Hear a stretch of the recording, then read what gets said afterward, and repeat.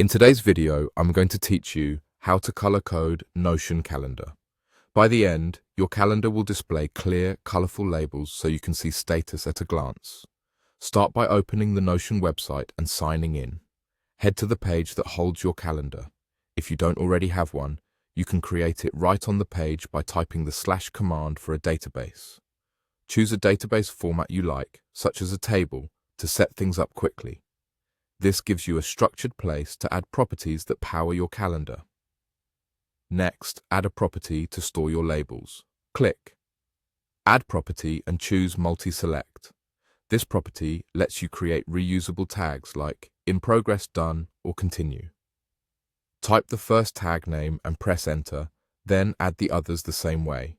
These tags will become the colorful chips that appear on your calendar items. Now customize the colors for each tag. Open the Multi-Select property options and look for the 3 dots next to each tag. Click those dots and select the color you want for that specific label. Pick colors that make sense to you and are easy to distinguish. For example, you might choose yellow for In Progress and green for Done. Consistent color choices will make your calendar easier to scan.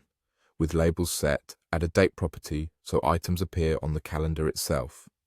Click Add Property again. Choose the date type and then add a date to each item.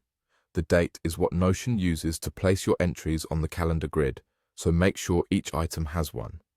When your items have dates, create the calendar view.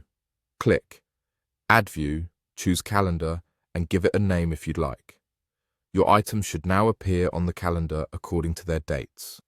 To make your color-coded labels visible on each calendar card, open the View settings, find Property Visibility, and turn on the Multi-Select property you created.